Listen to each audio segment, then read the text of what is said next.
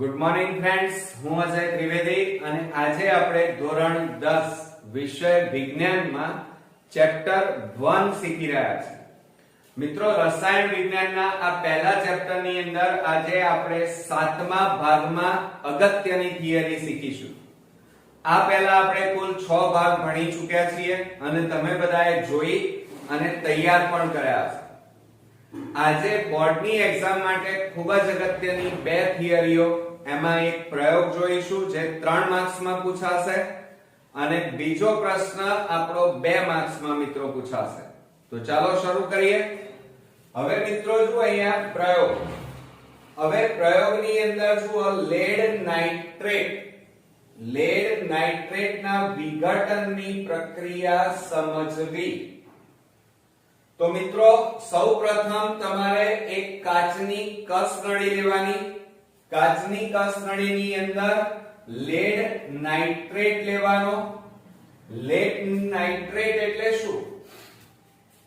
તો સામાન્ય રીતે એનું અણુ સૂત્ર શું થાય? તો PbNO3 અને હોલ ટ્વાઇસ થાય, જેને આપણે લેડ નાઇટ્રેટ કહીએ છીએ. આ કાચની કસનળીને ચીપિયા વડે પકડી અને બર્નરની મદદથી ગરમ કરો અને ગરમ કરતી વખતે આ કાચની કસનળીમાં રહેલા લેડ નાઇટ્રેટના રંગમાં શું ફેરફાર થાય છે એ નોંધો અને સાથે સાથે અહીંયા કયો વાયુ બહાર નીકળે છે એની નોંધ લો. બરોબર મિત્રો? જો અહીંયા એક કસનળીમાં આશરે 2 ગ્રામ, કેટલા ગ્રામ? 2G, 2 ગ્રામ લેડ નાઇટ્રેટનો પાવડર લો. આકૃતિમાં દર્શાવ્યા મુજબ ચીપિયા વડે ઉત્કલન નળી એટલે કાચની કસનળી, જેને આપણે સરળતાથી ગરમ કરી શકીએ. એ કાચની કસનળીને હોલ્ડર વડે પકડીને બર્નરની જ્યોત ઉપર ગરમ કરો અને ગરમ કરતી વખતે આ કસનળીમાં શું ફેરફાર થાય છે તે નોંધો. ક્લિયર મિત્રો? હવે એમાં થતા ફેરફારને આપણે જોઈએ. તો ધ્યાન રાખજો કે લેડ નાઇટ્રેટ ને ગરમ કરતા ઉત્કલન નળીમાંથી કથ્થાઈ રંગનો, કયા રંગનો મિત્રો? કથ્થાઈ રંગનો Na2 વાયુ. જ્યારે તમે આ લેડ નાઇટ્રેટને ગરમ કરો ત્યારે કાચની કસનળીમાંથી કથ્થાઈ રંગનો NO2 વાયુ બહાર નીકળે છે, જેને નાઇટ્રોજન ડાયોક્સાઇડ કહેવાય. હવે ડાયો કેમ કીધું? કારણ કે અહીંયા 2 છે અને ઓક્સિજનના 2 અણુ છે એટલે નાઇટ્રોજન ડાયોક્સાઇડ કહેવાય. ક્લિયર? હવે એને રાસાયણિક સમીકરણ સ્વરૂપે આપણે દર્શાવવું પડે. તો અહીંયા જુઓ, આપણે કાચની કસનળીમાં શું લીધું? Lead nitrate. એ પ્રક્રિયક છે. તો PbNO3 હોલ ટ્વાઇસ, હોલ એટલે કૌંસ અને બાર 2 છે, જેને આપણે ટ્વાઇસ કહેવાય, જે ઘન સ્વરૂપે છે એટલે સોલિડ. અને આ 2 પછી લખીએ છીએ કારણ કે આ સમીકરણને સંતુલિત કરેલું છે. હવે એને ગરમ કરી છે. આ લેડ નાઇટ્રેટને ગરમ કરી એ બતાવવા માટે ઉષ્મા લખી શકાય, અથવા તો તમે આવા ત્રિકોણાકારની સંજ્ઞાનો પણ ઉપયોગ કરી શકો. હવે આ લેડ નાઇટ્રેટને ગરમ કરતા શું ઉત્પન્ન થાય છે? લેડ ઓક્સાઇડ એટલે કે PbO, જે ઘન સ્વરૂપે મળે છે, સાથે સાથે નાઇટ્રોજન ડાયોક્સાઇડ વાયુ સ્વરૂપે અને જોડે જોડે ઓક્સિજન વાયુ ગેસ એટલે કે વાયુ સ્વરૂપે છૂટા પડે છે. આમ તમે માર્કિંગ કરો કે પ્રક્રિયક એક જ છે અને એમાંથી નિપજ 1, 2 અને 3 મળે છે. માટે આ પ્રક્રિયાને વિઘટન પ્રક્રિયા પણ કહી શકાય. સાથે સાથે તમે જુઓ, હવે આ રાસાયણિક પ્રક્રિયા સંતુલિત છે કે નહીં એ ચેક કરીએ. તો આગળ અહીંયા 2Bb છે એટલે કે લેડ Pb 2 છે તો આ Pb પણ કેટલા છે 2. હવે અહીંયા જુઓ નાઇટ્રોજન કેટલા છે એક તો 2 અને આગળ પણ 2 એટલે કુલ 2 2 કેટલા કહેવાય 4. તો અહીંયા નાઇટ્રોજન જુઓ કેટલા છે 4. હવે ઓક્સિજનની ગણતરી કરીએ તો ઓક્સિજન અંદર 3 12 2 એટલે 3 દુ 6 અને 6 ગુણ્યા 2 એટલે 12 ઓક્સિજન છે. તો આ બાજુ ગણીએ તો જુઓ ઓક્સિજન 2 ઓક્સિજન 2 4 8 8 અને આ 2 10 10 ને 2 12 થઈ ગયા. એટલે પ્રક્રિયકો અને નિપજોના અણુઓ અહીંયા સમાન છે એટલે આ સમીકરણ આપણું સંતુલિત છે. તો બરોબર ધ્યાન આપો કે 2PbNO3 હોલ ટ્વાઇસ જે ઘન સ્વરૂપે છે જેને ગરમ કરતા લેડ ઓક્સાઇડ ઘન સ્વરૂપે અને નાઇટ્રોજન ડાયોક્સાઇડ વાયુ સ્વરૂપે અને ઓક્સિજન પણ વાયુ સ્વરૂપે આપણને પ્રાપ્ત થાય છે. બરોબર મિત્રો. તો આ રીતે પરીક્ષામાં જ્યારે આ પ્રયોગ પૂછાય ત્યારે આકૃતિનો 1 માર્ક્સ, થિયરીનો 1 માર્ક્સ અને સાથે સાથે તમારો રાસાયણિક સમીકરણનો એમ કુલ 3 માર્ક્સમાં મિત્રો આ થિયરી પૂછાય છે. અને ખાસ આપણે ધ્યાન ક્યાં રાખવાનું છે રાસાયણિક સમીકરણમાં. આ લેડ નાઇટ્રેટને આપણે ગરમ કરીએ તો શું થાય છે કથ્થાઈ રંગનો. આ ટૂંકા પ્રશ્નોમાં ખાસ બધું યાદ રાખવાનું છે કે કથ્થાઈ અથવા બ્રાઉન રંગનો નાઇટ્રોજન ડાયોક્સાઇડ વાયુ છૂટો પડે છે. ક્લિયર. હવે આપણે નેક્સ્ટ 2 માર્ક્સની થિયરી જે બોર્ડમાં ખૂબ જ અગત્યની છે અને ઘણીવાર પૂછાયેલી છે એની વાત કરીએ કે વિઘટન પ્રક્રિયા ઉદાહરણ સાથે સમજાવો. વિઘટન એટલે શું કે જે રાસાયણિક પ્રક્રિયામાં પ્રક્રિયક એક જ હોય પરંતુ નિપજો 2 અથવા 2 કરતા વધારે હોય તો એવી રાસાયણિક પ્રક્રિયાને વિઘટન પ્રક્રિયા કહેવાય. જુઓ સમજો કે જે રાસાયણિક પ્રક્રિયામાં એક જ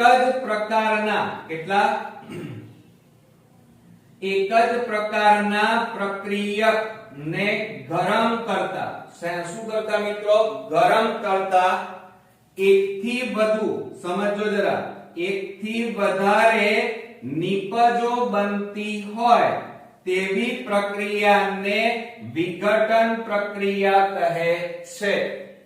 હવે આ વસ્તુ આપણે ઉપર જોઈ ચૂક્યા છીએ કે પ્રક્રિયક એક જ છે અને એને ગરમ કરતા નિપજ એક કરતા વધારે મળે છે.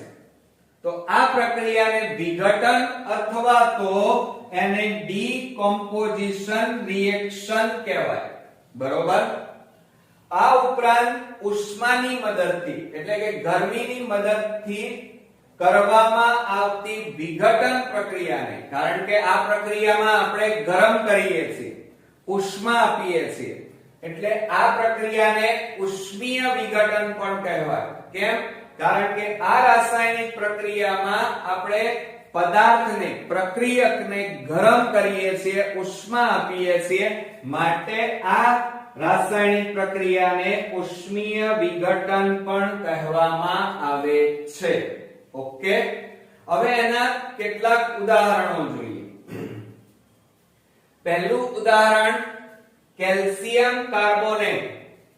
કેલ્શિયમ કાર્બોનેટ ઘન સ્વરૂપે છે એને ગરમ કરતા કેલ્શિયમ ઓક્સાઇડ અને કાર્બન ડાયોક્સાઇડ વાયુ સ્વરૂપે છૂટા પડે છે. સમજો જરા.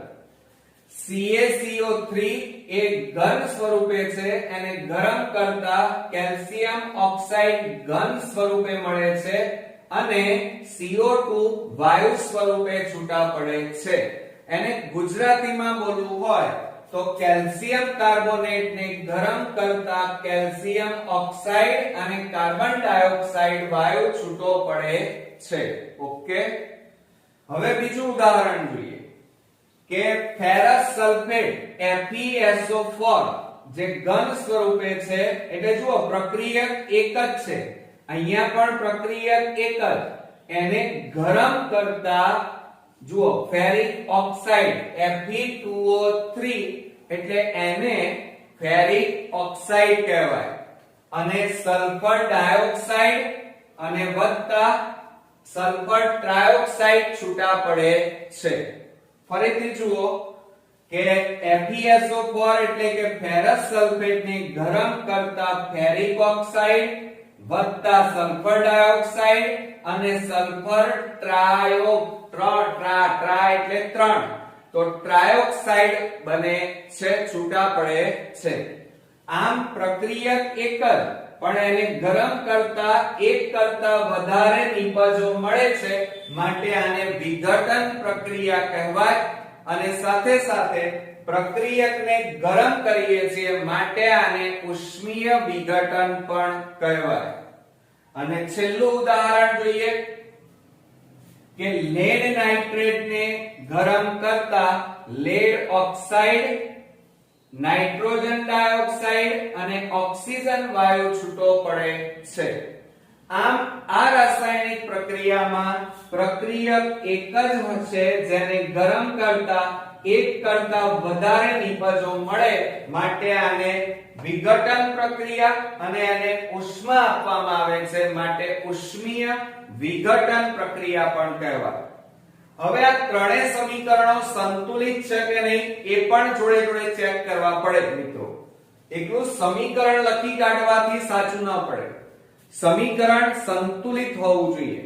પહેલા સમીકરણમાં જુઓ બરોબર ધ્યાન રાખો કેલ્શિયમ કાર્બોનેટ તો Ca કેટલા 1 તો અહીંયા Ca કેટલા 1. જુઓ અહીંયા ઓક્સિજન કેટલા છે 3 તો અહીંયા ઓક્સિજન કેટલા 2 અને એક આ 3. કાર્બન કેટલા 1 તો અહીંયા જુઓ કાર્બન 1 એટલે આ આખું સમીકરણ સંતુલિત કહેવાય.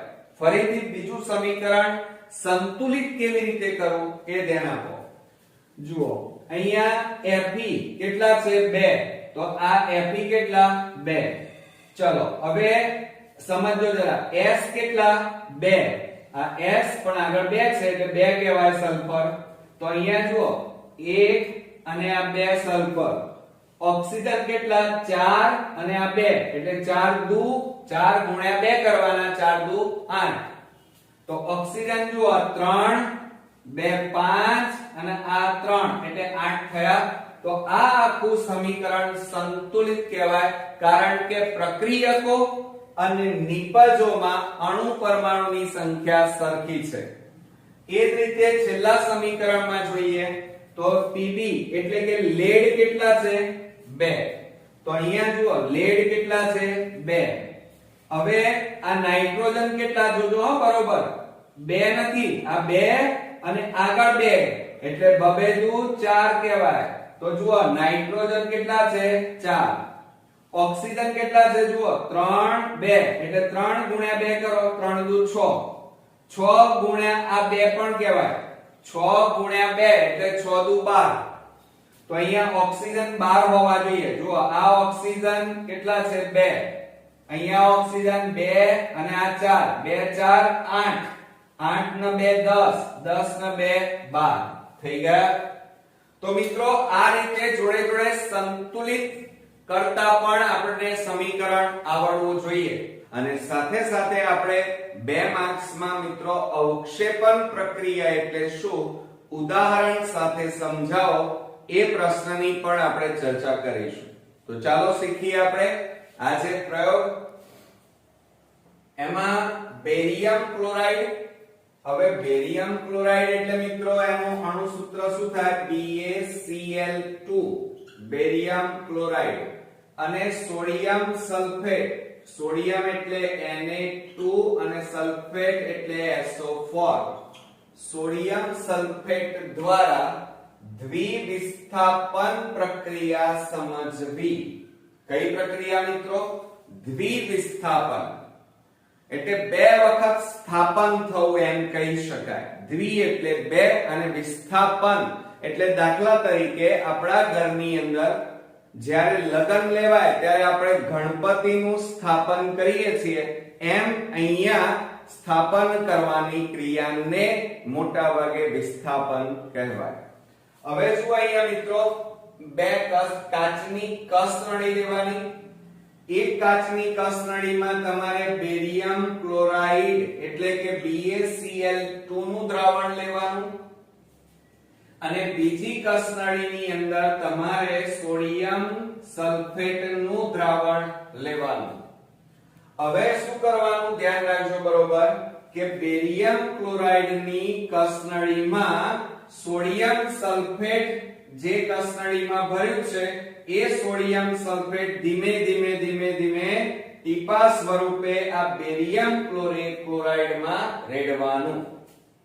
હવે તમે રેડતા જાઓ એક સમય એવો આવશે કે આ બંને દ્રાવણો રંગ વગરના છે.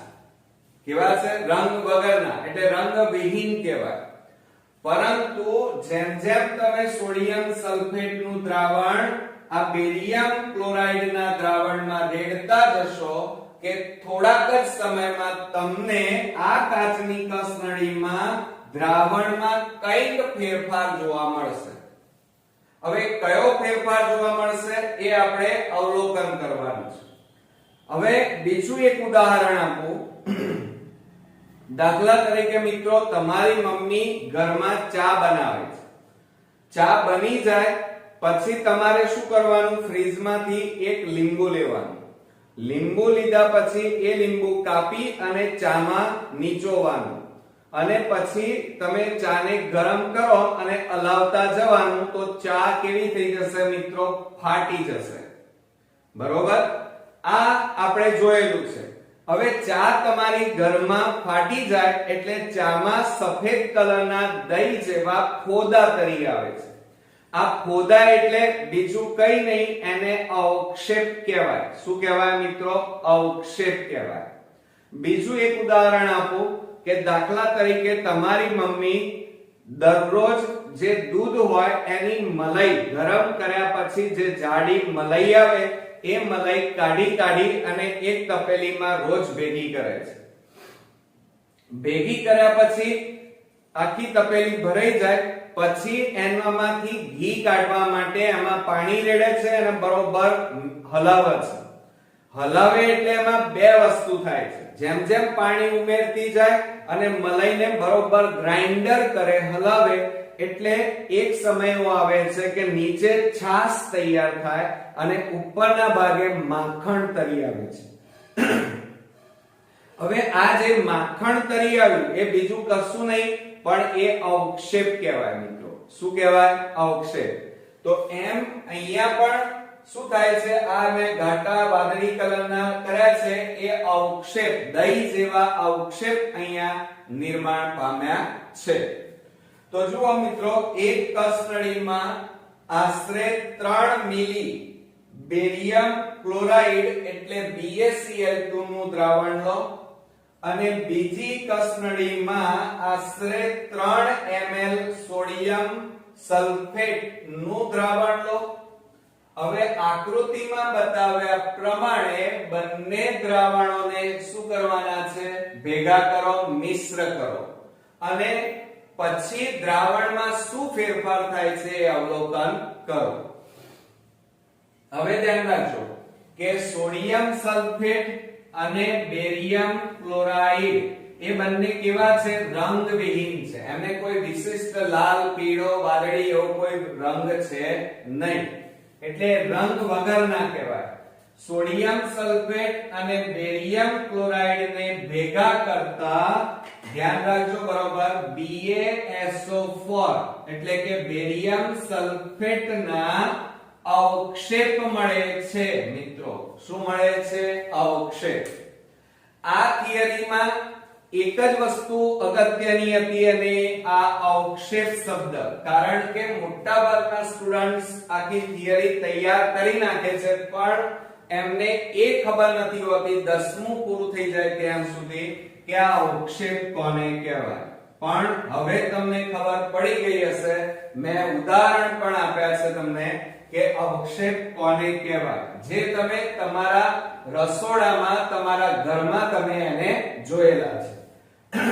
જે કેવા રંગના હોય છે મિત્રો? દહીં જેવા સફેદ રંગના હોય છે. ક્લિયર મિત્રો? આ બધા ટૂંકા પ્રશ્નમાં પૂછાશે, યાદ રાખજો એમસીક્યુ માં અને ટૂંકા પ્રશ્નમાં વિભાગ A માં. હવે આ આખી જે રાસાયણિક પ્રક્રિયા છે એ સમીકરણ સ્વરૂપે આપણે દર્શાવીએ તો બેરિયમ ક્લોરાઇડ એટલે BaCl2 નું જલીય દ્રાવણ એટલે એક્વસ અને સોડિયમ સલ્ફેટ એટલે Na2SO4 નું જલીય દ્રાવણ. આ બંને વચ્ચે રાસાયણિક પ્રક્રિયા થઈ અને આપણને BaSO4 આ Ba અને પાછળ અહીંયા SO4 અને આ Na2 અને આ Cl એટલે કે twice NaCl એટલે આ બે જલીય દ્રાવણ આપણને મળે છે. પરંતુ આ જે BaSO4 છે એ અવક્ષેપ સ્વરૂપે હોય છે. કેવા સ્વરૂપે મળે છે મિત્રો? અવક્ષેપ સ્વરૂપે મળે છે, યાદ રાખજો. એટલા માટે આ ખાસ અગત્યનું છે. એટલે બેરિયમ ક્લોરાઇડ અને સોડિયમ સલ્ફેટ વચ્ચે થતી પ્રક્રિયા બે દ્રાવણો વચ્ચે રાસાયણિક પ્રક્રિયા થાય છે અને બંનેનું એકબીજા ઉપર સ્થાપન થાય એટલા માટે બંને દ્રાવણો એકબીજા ઉપર પ્રક્રિયા કરે છે. માટે મોટા ભાગે આ પ્રક્રિયાને દ્વિવિસ્થાપન પ્રક્રિયા કહે છે. બરોબર મિત્રો? તો ધ્યાન રાખજો કે બેરિયમ ક્લોરાઇડ અને સોડિયમ સલ્ફેટ આ બંને દ્રાવણો ભેગા કરતા આ બંને દ્રાવણો રંગવિહીન છે, બંને દ્રાવણો જલીય દ્રાવણ છે અને બંને દ્રાવણો ભેગા કરતા એમની વચ્ચે રાસાયણિક પ્રક્રિયા થઈ બેરિયમ સલ્ફેટના સફેદ અવક્ષેપ મળે છે. કેવા અવક્ષેપ મળે છે મિત્રો? સફેદ અવક્ષેપ મળે છે. Okay, clear? આવડે ને? હવે આપણી રાસાયણિક સમીકરણ સંતુલિત છે કે નહીં એ પણ આપણે શીખી લઈએ. હું વારંવાર કેમ શીખવાડું છું? કારણ કે મોટા ભાગના સ્ટુડન્ટ્સને આખું 10મું પતી જાય ત્યાં સુધી આ રાસાયણિક સમીકરણ સંતુલિત કરતા નથી આવડતા. તો ધ્યાન રાખજો કે આ Ba કેટલા છે? 1. તો નિપજમાં Ba 1, SO4 1 તો SO4 1, Cl2 કેટલા? 2 તો અહીંયા Cl અને આગળ બગડો એટલે Cl2. Na કેટલા? Na2 એટલે 2 છે તો અહીંયા પણ Na કેટલા? આગળ 2 છે એટલે Na સોડિયમ 2 કહેવાય, ક્લોરીન પણ 2 કહેવાય.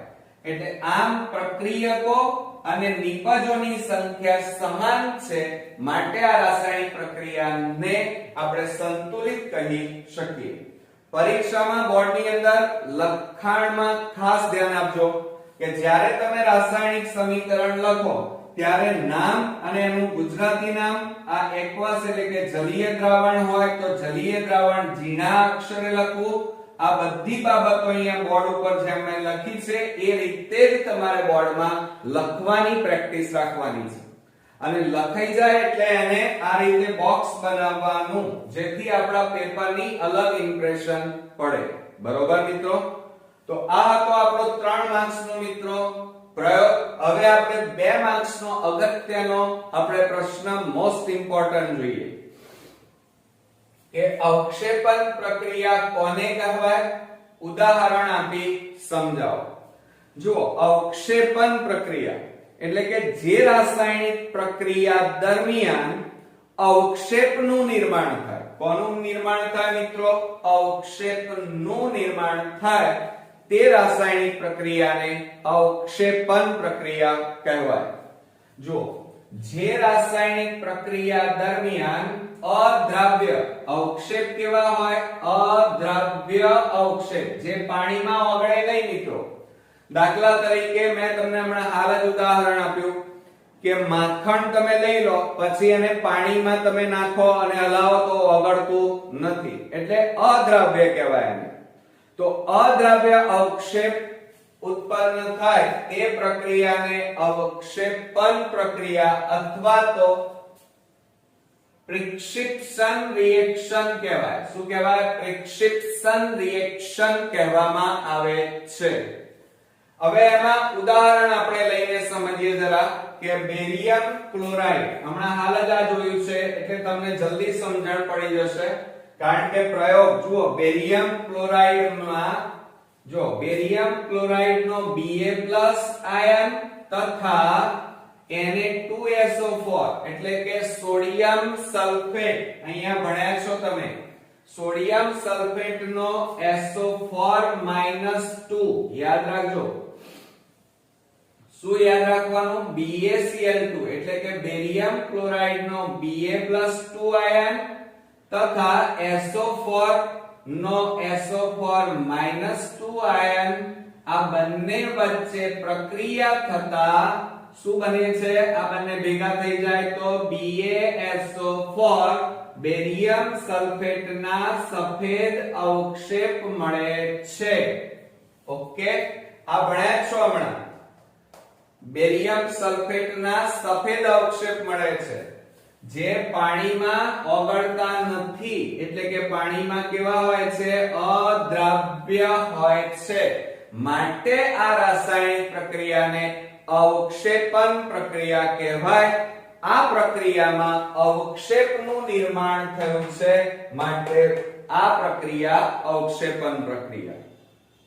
હવે મિત્રો બરોબર હજી તમારે શીખવાનું છે કે આ બેરિયમ ક્લોરાઇડ માંથી Ba+2 આ રીતે પણ લખાય અને આ રીતે પણ લખાય. જુઓ, Ba2 અને પાછળ પ્લસ પણ લખાય, બરોબર.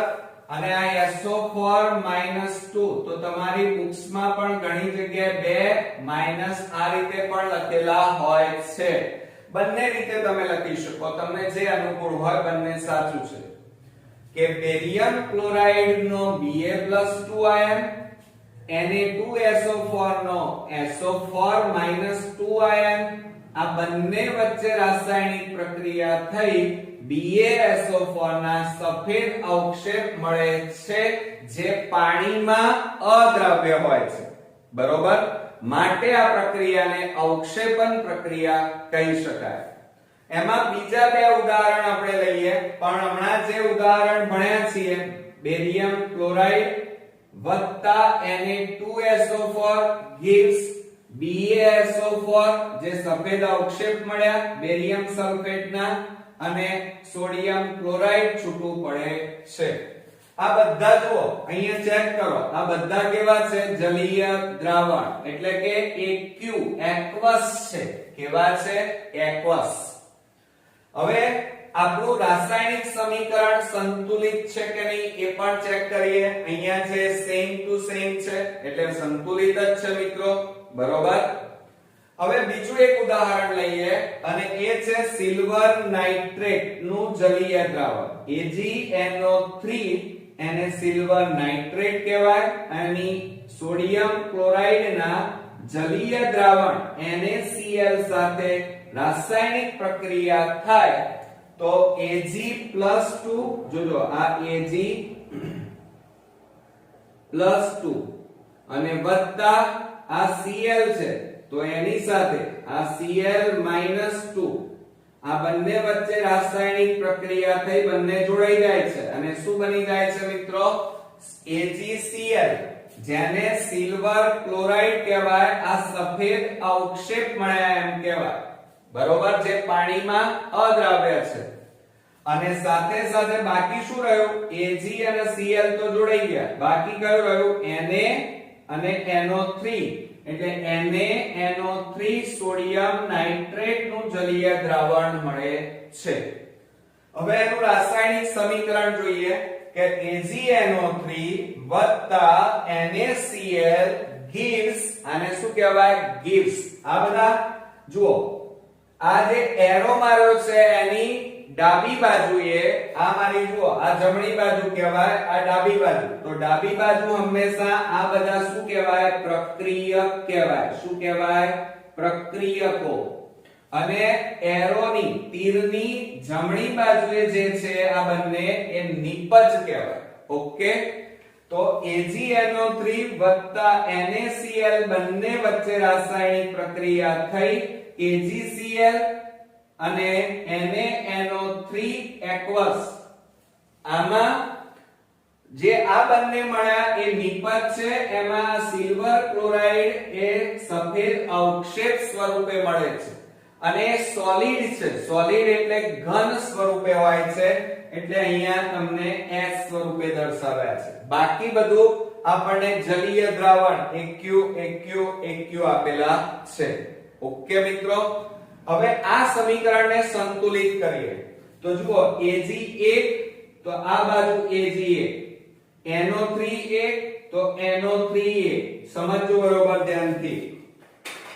જો આ Ag1 તો આ Ag1, NO3 NO3, Na કેટલા 1 તો Na, Cl કેટલા 1 તો આ Cla, કઈ બાકી રહ્યો ના. તો આ રીતે આ રાસાયણિક સમીકરણ પણ આપણું કેવું કહેવાય સંતુલિત. તો અહીંયા તમારે ઉદાહરણ સ્વરૂપે દર્શાવવાનું હતું અવક્ષેપણ પ્રક્રિયા. તો અવક્ષેપણ પ્રક્રિયા કોને કહેવાય? તો જે રાસાયણિક પ્રક્રિયા દરમિયાન અવક્ષેપનું નિર્માણ થાય તો તે રાસાયણિક પ્રક્રિયાને અવક્ષેપણ પ્રક્રિયા કહેવાય. સાથે સાથે આ અવક્ષેપ સફેદ હોય છે અને પાણીમાં અદ્રાવ્ય હોય છે. ક્લિયર? પહેલું ઉદાહરણ બેરિયમ ક્લોરાઇડ ની સોડિયમ સલ્ફેટ સાથે રાસાયણિક પ્રક્રિયા કરતા બેરિયમ સલ્ફેટ અને સોડિયમ ક્લોરાઇડ મળે છે, જેમાં બેરિયમ સલ્ફેટ એ સફેદ અવક્ષેપ સ્વરૂપે મળે છે જે સોલિડ હોય છે. AgNO3 એટલે સિલ્વર નાઇટ્રેટ અને NaCl આ બંને વચ્ચે રાસાયણિક પ્રક્રિયા થાય તો જુઓ આ BaCl2 અને Na2SO4 એમાં Ba+2 સમજો જરા, Ba+2 અને SO4-2 આ બંને વચ્ચે જોડાઈ જઈ BaSO4 બને જે સફેદ અવક્ષેપ છે. એ જ રીતે આ Ag+2 અને Cl-2 આ બંને ભેગા થઈ AgCl સફેદ અવક્ષેપ સિલ્વર ક્લોરાઇડ ના બનાવે છે. ઓકે મિત્રો, ખ્યાલ આવી ગયો? તો ચલો આજે જોઈએ અગત્યનો પ્રયોગ. આજના પ્રયોગની અંદર સિલ્વર ક્લોરાઇડ નું સૂર્યપ્રકાશની હાજરીમાં વિઘટન સમજાવવું. બરોબર? હવે આજે જે બે ઉદાહરણ જોવાના છીએ એમાં આ પ્રયોગની અંદર સામાન્ય રીતે ઉષ્મા શોષક પ્રક્રિયા જોવાના છે. હવે આપણે આ ચેપ્ટરના આપણે ચાર્ટ જોયા હતા. એ પહેલા વિભાગની અંદર એનો ચાર્ટ આપણે સમજી ચૂક્યા છીએ. એમાં આપણે બે રાસાયણિક પ્રક્રિયાઓ શીખ્યા હતા. એક છે ઉષ્માક્ષેપક પ્રક્રિયા અને બીજી છે ઉષ્મા શોષક પ્રક્રિયા. ઉષ્માક્ષેપક પ્રક્રિયાને કોને કહેવાય? કે જે રાસાયણિક પ્રક્રિયામાં ઊર્જા છૂટી પડતી હોય, ઊર્જા ઉત્પન્ન થતી હોય, મુક્ત થતી હોય તો એને ઉષ્માક્ષેપક પ્રક્રિયા કહેવાય.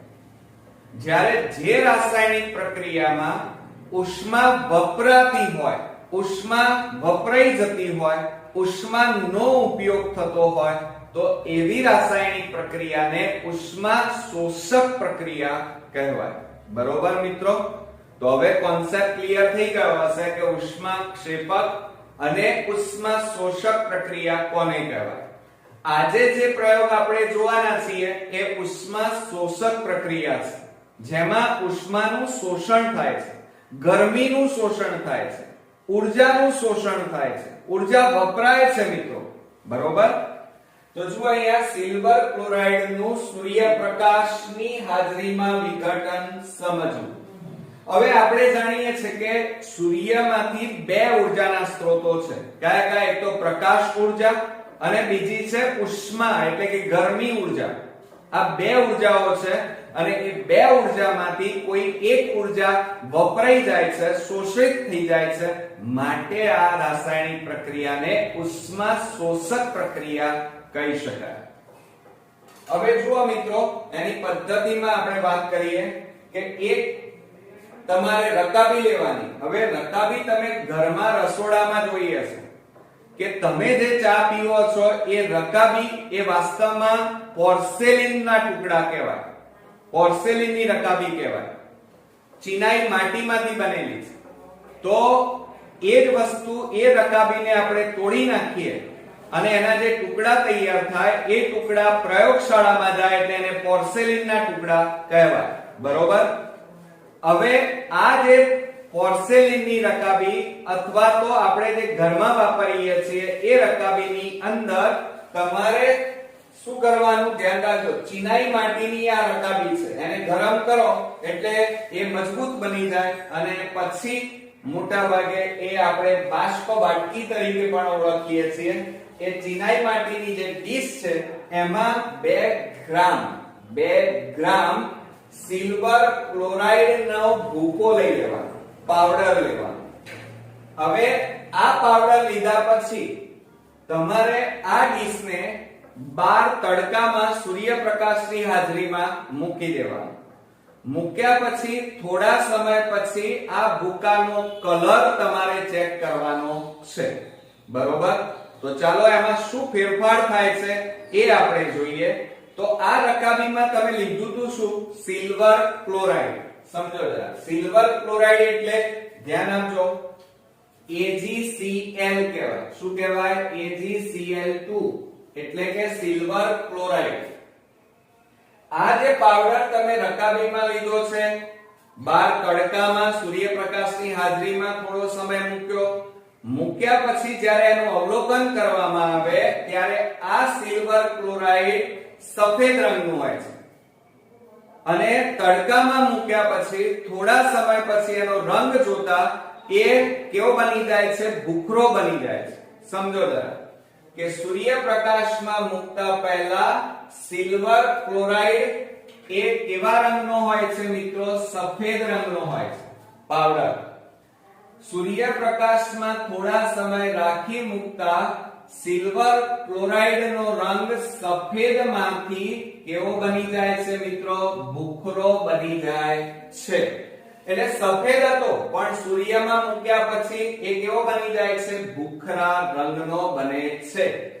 આમ સૂર્યપ્રકાશની હાજરીમાં મોટા ભાગે કઈક એવી રાસાયણિક પ્રક્રિયા થાય છે જેના કારણે સિલ્વર એટલે કે સિલ્વર ક્લોરાઇડ નો સફેદ રંગ નાબૂદ થઈ અને ભૂખરો રંગ બની જાય છે. તો એને રાસાયણિક પ્રક્રિયા સ્વરૂપે કેવી રીતે દર્શાવી શકાય? તો તમે જુઓ અહીંયા સિલ્વર ક્લોરાઇડ એટલે AgCl પાવડર સ્વરૂપે છે એટલે ઘન સ્વરૂપ કહેવાય, સોલિડ. એટલે આપણે S લખ્યું અને હાજરી કોની છે? સૂર્યપ્રકાશની હાજરી છે. એટલે સૂર્યપ્રકાશમાં બે ઉર્જા હોય, એક પ્રકાશ ઉર્જા અને ઉષ્મા ઉર્જા.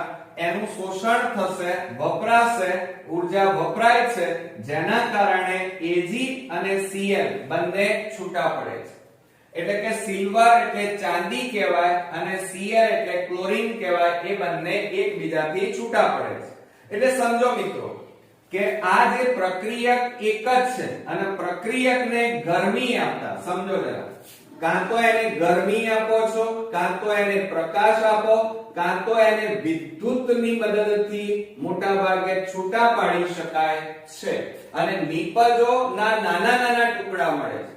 એટલે પ્રક્રિયકને ઊર્જાની હાજરીમાં શું થાય છે? એનું નાના નાના ટુકડાઓમાં વિભાગ પાડી શકાય છે, વિઘટન કરી શકાય છે.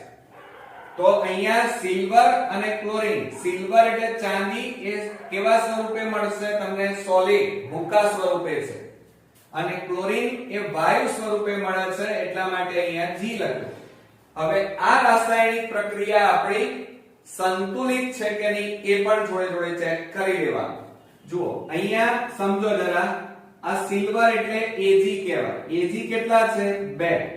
તો આ બાજુ નિપજમાં પણ Ag કેટલા છે? 2. ક્લોરીન ની વાત કરીએ તો ક્લોરીન કેટલા? 2. તો અહીંયા ક્લોરીન પણ કેટલા? 2 છે. ઓકે મિત્રો. તો આ રીતે મોટા ભાગે આપણે આપણું રાસાયણિક સમીકરણ સંતુલિત છે એમ કહી શકાય. બીજું એના જેવી જ બીજી એક ઉદાહરણ લઈએ, સિલ્વર બ્રોમાઇડ. સિલ્વર બ્રોમાઇડ એટલે AgBr કહેવાય. જે પણ ભૂકા સ્વરૂપે આપણે લેવાના છીએ અને એ પણ સોલિડ કહેવાય એટલે S લખ્યો. અને અહીંયા પણ સૂર્યપ્રકાશની હાજરી હોય અથવા ઉષ્મા ઉર્જા અથવા વિદ્યુત ઉર્જાની મદદથી એનું વિઘટન થાય છે, પ્રક્રિયકનું વિઘટન થઈ અને નાના નાના ટુકડાઓમાં એનું વિઘટન થઈ જાય છે, નાના નાના ટુકડા મળે છે. એટલે સિલ્વર એટલે ચાંદી જે આપણને સોલિડ સ્વરૂપે મળે છે અને બ્રોમિન એ વાયુ સ્વરૂપે મળે છે. એટલે જેમ અહીંયા ક્લોરીન વાયુ સ્વરૂપે મળતો હતો એ રીતે બ્રોમિન ગેસ વાયુ સ્વરૂપે મળે છે. હવે સંતુલિત સમીકરણ છે કે નહીં એ ચેક કરીએ. તો અહીંયા જુઓ મિત્રો Ag કેટલા છે 2. તો આ બાજુ નિપજમાં પણ સિલ્વર કેટલા 2. બ્રોમિન ની વાત કરીએ તો બ્રોમિન અહીંયા 2. તો અહીંયા પણ બ્રોમિન 2 છે. એટલે બંને બાજુ નિપજ અને પ્રક્રિયકો સંતુલિત છે એમ કહી શકાય. બરોબર મિત્રો. પણ તમે આ બંને રાસાયણિક સમીકરણ જોયા પછી બરોબર ધ્યાનથી ચેક કરો કે પ્રક્રિયકો કેટલા છે? 1 જ. પ્રક્રિયક એક છે.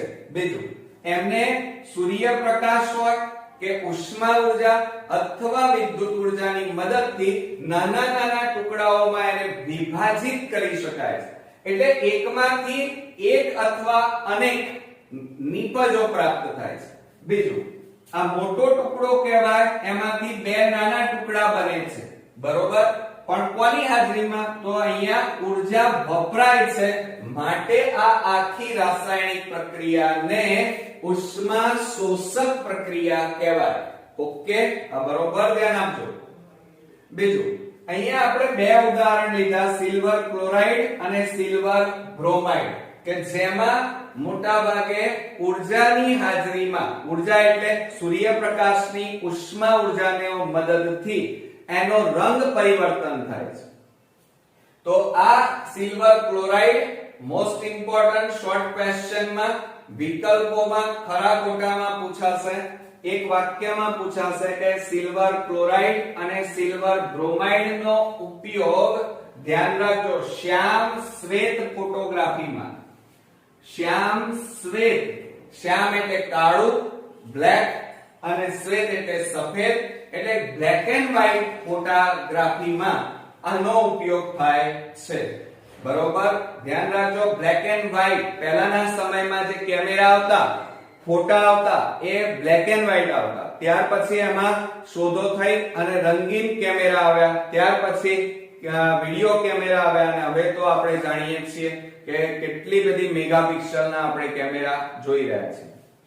તો અહીંયા સિલ્વર ક્લોરાઇડ અને સિલ્વર બ્રોમાઇડ નો ઉપયોગ પહેલાના જમાનામાં મોટા ભાગે બ્લેક એન્ડ વ્હાઇટ ફોટા, જ્યારે ગાંધીજી હતા ત્યારથી માંડીને તમારા ફાધરે જ્યારે લગ્ન કર્યા એ વખતના જમાના સુધી મોટા ભાગે બ્લેક એન્ડ વ્હાઇટ ફોટા, તમારા દાદાના પણ ફોટા તમે જોયા હશે ઘરની અંદર અથવા આલ્બમમાં, તો બ્લેક એન્ડ વ્હાઇટ ફોટા હતા. તો એ વખતે બ્લેક એન્ડ વ્હાઇટ ફોટોગ્રાફીમાં સિલ્વર ક્લોરાઇડ અને સિલ્વર બ્રોમાઇડ નો ઉપયોગ થાય છે. ઓકે મિત્રો, તો મોસ્ટ ઇમ્પોર્ટન્ટ છે, યાદ રાખજો. તો આ રીતે આપણો આ પ્રયોગ અહીંયા 3 માર્ક્સ નો મિત્રો પૂરો થયો. હવે આપણે મોસ્ટ ઇમ્પોર્ટન્ટ 2 માર્ક્સ ની થિયરી જોઈએ કે વિસ્થાપન પ્રક્રિયા કોને કહે છે, અને ઉદાહરણ આપો. હવે મિત્રો હું એક ઉદાહરણ આપું કે જેથી તમને આ ટોપિક ઈઝીલી સમજાઈ જાય. દાખલા તરીકે તમારા ક્લાસની અંદર એક સીધો સાદો છોકરો છે, શાંત એકદમ. ક્લાસમાં આવ્યા પછી એ પહેલી બેન્ચીસે બેસી ગયો. ત્યાર પછી એક છોકરો મોડો આવે છે, જે તોફાની છે, બહાદુર છે, શક્તિશાળી છે, અને એટલે એમ કહી શકાય કે મોડો આવ્યો છે જે છોકરો એ સક્રિય છે, તાકાતવર છે. તો એ શું કરશે?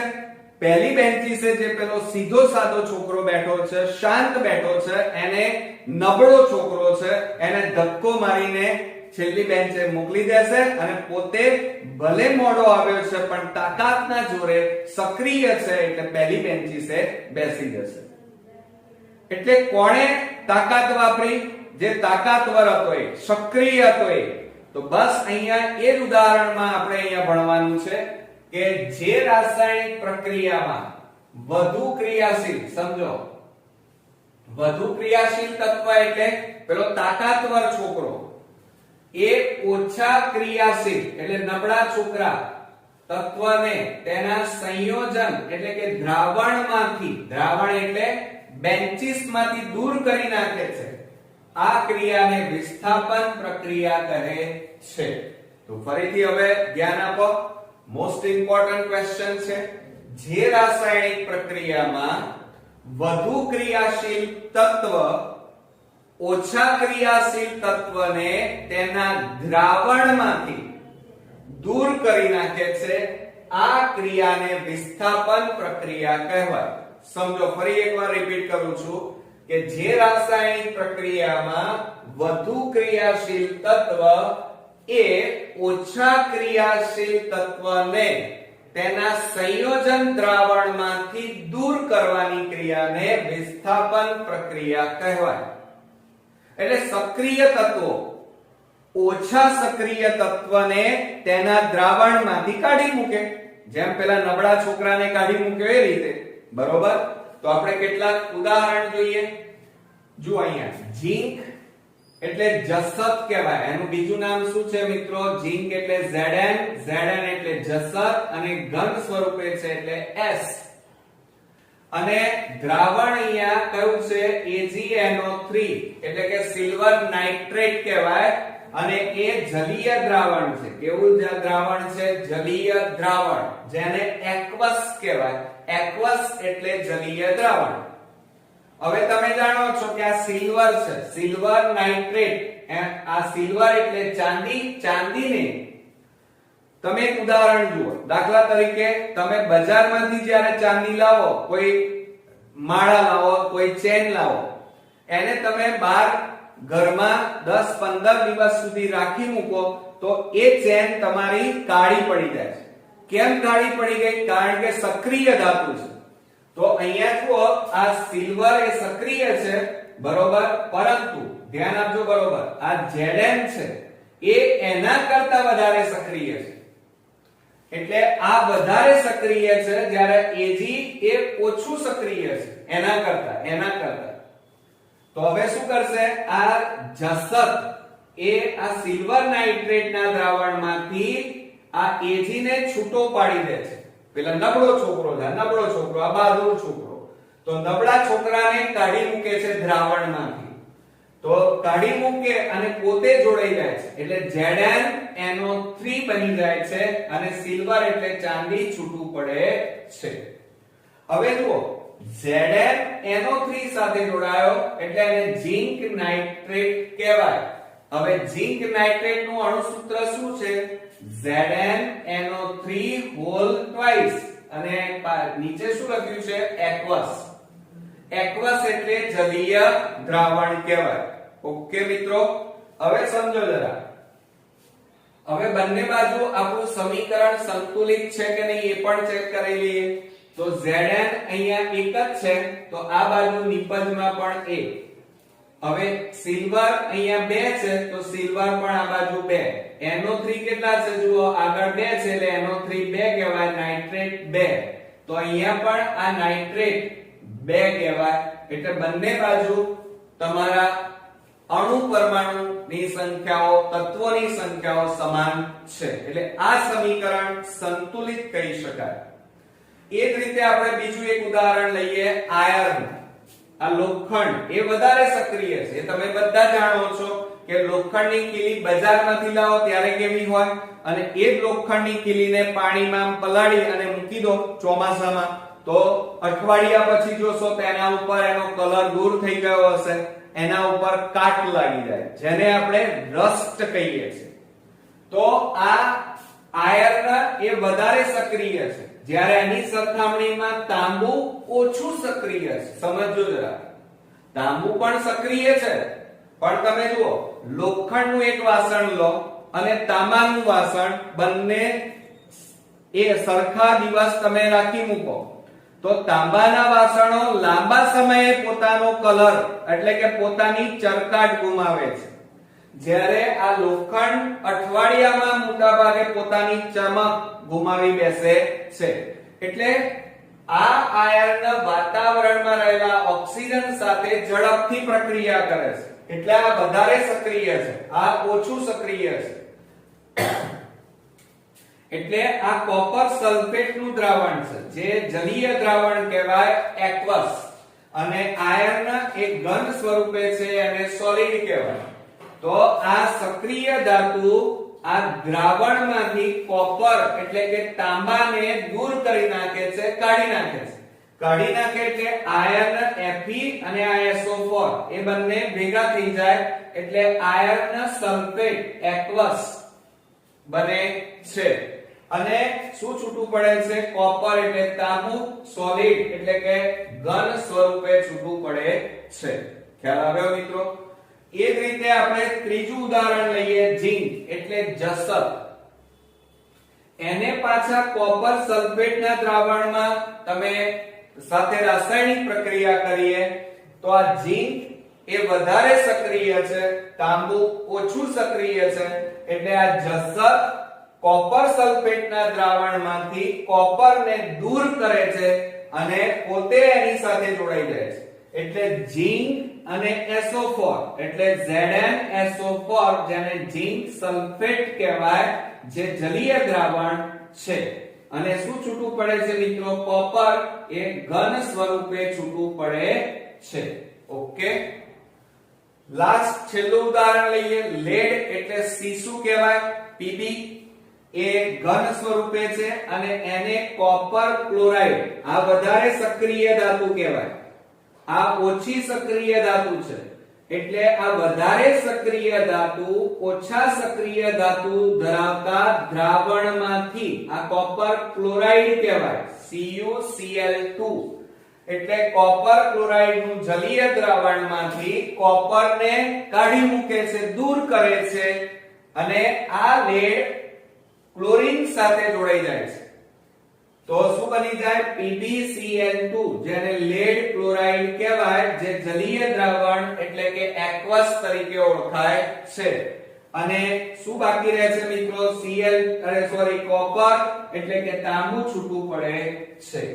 એટલે આનો મતલબ એ થયો કે આ ઝિંક, આયર્ન, ઝિંક, લેડ આ ચારે ધાતુ કેવી છે? વધારે સક્રિય છે. જ્યારે આ Ag એટલે સિલ્વર, કોપર એટલે તાંબુ, બરોબર, આ કોપર અને એટલે કે તાંબુ, પછી આ ચાંદી, એ જ રીતે સોનું, Au, આ બધા ઓછા સક્રિય છે. એટલે ઝિંક, ધ્યાન રાખજો, Zn એટલે ઝિંક, જસત, આયર્ન એટલે લોખંડ અને Pb એટલે લેડ, સીસુ એ આ ચાંદી અને તાંબા કરતા વધારે સક્રિય તત્વો છે. એટલે આ વધારે સક્રિય ધાતુ તત્વો શું કરે છે? જલીય દ્રાવણમાંથી ઓછા સક્રિય ધાતુ તત્વોને દૂર કરી નાખે છે અને પોતે જોડાઈ જાય છે, પોતે એની સાથે દ્રાવણ સાથે પ્રક્રિયા કરી લે છે. તો અને આ ઓછી સક્રિય ધાતુ તત્વોને દૂર કરવાની જે ક્રિયા છે અને પોતે જોડાઈ જાય છે, માટે આ ક્રિયાને આપણે વિસ્થાપન પ્રક્રિયા કહીએ છીએ. હવે આ સમીકરણ બેલેન્સમાં છે કે નહીં ચેક કરીએ. લેડ કેટલા? 1, અહીંયા 1, આ Pb 1, અહીંયા Cl2 કેટલા? 2, તો આ Cl2 કેટલા? 2, કોપર કેટલા? 1, તો અહીંયા કોપર 1. આ રીતે તમે જ્યારે પરીક્ષામાં અથવા તૈયારી કરતા હોય ત્યારે દરેક રાસાયણિક સમીકરણ સંતુલિતમાં તમે લખ્યું છે કે નહીં એ ખાસ ચેક કરી લેજો.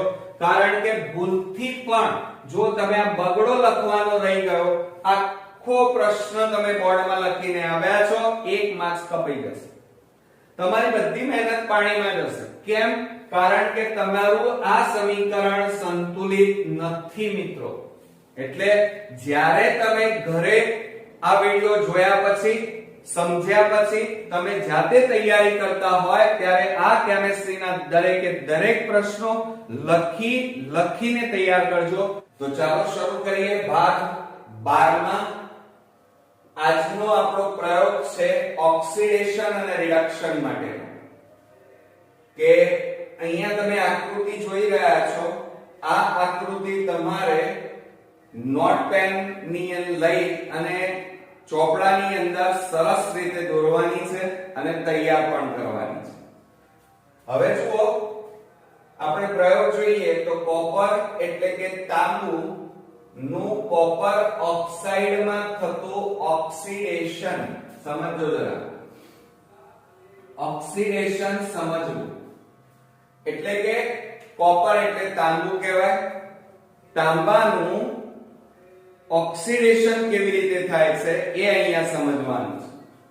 હવે જુઓ, આ એક ચિનાઈ માટી. હવે ચિનાઈ માટી એટલે શું? તમારા માટે નવો શબ્દ છે. તો તમારા ઘરની અંદર કાચની જે કપ રકાબી આવે છે એ ચિનાઈ માટીમાંથી બનાવેલી હોય. એને જુઓ, રકાબી હોય એને ચિનાઈ માટી કહેવાય. એને ગરમ કરીએ એટલે રકાબી બની જાય, કડક મજબૂત. અને પછી એને તોડી નાખીએ એટલે નાના નાના ટુકડા થઈ જાય કપ રકાબીના, એને પોર્સેલિનના ટુકડા કહેવાય. સમજણ પડી? તો અહીંયા આ કાચની કપ રકાબી એટલે કે રકાબી લીધેલી છે, જેને આપણે શું કહીએ છીએ? તો જો ચાઇના ડીશ પણ કહેવાય. બરોબર? હવે આ ચાઇના ડીશ ની અંદર તમારે કોપર એટલે કે તાંબાનો ભૂકો લેવાનો છે. ભૂકો લીધા પછી એને આ આકૃતિમાં બતાવ્યા પ્રમાણે તારની જાળી જે સ્ટેન્ડ ઉપર ગોઠવેલી છે એની ઉપર આ ચાઇના ની જે ડીશ છે કે જેમાં તમે કોપરનો ભૂકો ભર્યો છે એને મૂકી દેવાનો. મૂક્યા પછી તમારે શું કરવાનું? આ બર્નર છે, એ બર્નરની મદદથી આ ચાઇના ડીશને ગરમ કરો. ગરમ કરશો એટલે આ તાંબાનો ભૂકો ગરમ થશે અને એની ઉપર કોપરના ભૂકાની ઉપર કોપર ઓક્સાઇડનું પડ જમા થશે. બરોબર મિત્રો? હવે આ કોપર ઓક્સાઇડનું પડ જમા થયું, અહીંયા ઓક્સિજન ઉમેરાયો કહેવાય. કોપર હતું પણ હવે શું બની ગયું છે? કોપર ઓક્સાઇડ બન્યું છે. એટલે કે ઓક્સિજન ઉમેરાયો, અને ઓક્સિજન ઉમેરાય તો એને ઓક્સિડેશન કહેવાય. અને ઓક્સિજન જો દૂર થઈ જાય, નીકળી જાય તો એને હંમેશા રિડક્શન કહેવાય. સમજો જરા કે કોપર ઓક્સાઇડમાંથી કોપર મેળવવાની પ્રક્રિયા એ રિડક્શન પ્રક્રિયા છે. સમજો જરા, અહીંયા શું હતું કે કોપરમાંથી એટલે કે Cu માંથી, સમજો જરા, કોપર ઓક્સાઇડ મેળવવાની ક્રિયા એને ઓક્સિડેશન કહેવાય. શું કહેવાય? ઓક્સિડેશન. અને કોપર ઓક્સાઇડમાંથી કોપર એટલે કે તાંબુ મેળવવાની ક્રિયાને રિડક્શન કહેવાય. હવે આ બંને પ્રક્રિયાઓ જુઓ. બરોબર, આમાં શું થાય છે? કોપર છે અને કોપર ઓક્સાઇડ બની જાય છે, એટલે ઓક્સિજન ઉમેરાય એટલે આ ઓક્સિડેશન કહેવાય. આમાં ઓક્સિજન છે પણ અહીંયા જુઓ ઓક્સિજન દૂર થઈ ગયો, માટે આને રિડક્શન પ્રક્રિયા કહેવાય. તો કોપરમાંથી કોપર ઓક્સાઇડ બનવું આ ઓક્સિડેશન છે, જ્યારે કોપર ઓક્સાઇડમાંથી કોપર મેળવવાની ક્રિયાને રિડક્શન કહેવાય. ઓક્સિડેશન ને ટૂંકમાં OXI અને રિડક્શન ને RED ટૂંકમાં આ રીતે લખાય છે. હવે જુઓ, એનું અવલોકન કરીએ. આકૃતિમાં દર્શાવ્યા મુજબ ચાઇના ડીશમાં એટલે કે બાષ્પ વાટકી, જેને તમે કપ કહો છો, એની અંદર આશરે 1 ગ્રામ કોપરનો ભૂકો લઈ તેને ગરમ કરો અને અવલોકન કરો. અહીંયા કેટલા ગ્રામ આપણે લીધો છે કોપરનો ભૂકો? 1 ગ્રામ. તમને એમ થશે કે સર આપણે ઘણો બધો લઈએ તો ના ચાલે. ચાલે મિત્રો, પણ કોપર છે ને એ આમ પૈસાની દ્રષ્ટિએ મોંઘું છે, એટલે માપસરનું નાના પ્રમાણમાં, ઓછા પ્રમાણમાં આપણે અહીંયા લેવું પડે. એટલે 1 ગ્રામ કોપરનો ભૂકો લઈ અને એને બર્નરની મદદથી ગરમ કરવાનું છે. બર્નરની મદદથી ગરમ કરો તો શું ફેરફાર થાય છે? તો જોઈએ, કોપરના ભૂકાને ગરમ કરતા તેની સપાટી ઉપર એટલે કે એની ઉપરના ભાગે, જેમ કોલસાને તમે ગરમ કરો, બરોબર, તો એ કોલસો ધીમે ધીમે એની ઉપર કયું પડ જમી જાય? રાખ, જેને તમે રખ્યા હેલિકો છો એ જામી જાય એમ અહીંયા કોપર ને ગરમ કરીએ તો શું એના ઉપર કયું પડ જમા થઈ જાય કોપર ઓક્સાઇડ જમા થઈ જાય પાવડર એકદમ અને આ કોપર ઓક્સાઇડ નો રંગ કેવો છે મિત્રો કાળા કલરનો છે કેવા કલરનો છે કાળા કલરનો છે યાદ રાખજો આ કોપર ઓક્સાઇડ નો રંગ કાળો હોય છે હવે ધ્યાન રાખો આ શું થયું કોપર માંથી કોપર ઓક્સાઇડ બને તો કોપર માંથી કોપર ઓક્સાઇડ આ બનવાની જે ક્રિયા છે એને આપણે શું કહીએ છીએ ઓક્સિડેશન કેમ કારણ કે આ પ્રક્રિયામાં ઓક્સિજન ઉમેરાય હવે એને રાસાયણિક સમીકરણ વડે લખીએ તો કોપર માં ઓક્સિજન ઉમેરાય એટલે કોપર ઓક્સાઇડ બને આ ક્રિયાને આપણે શું કહીએ છીએ ઓક્સિડેશન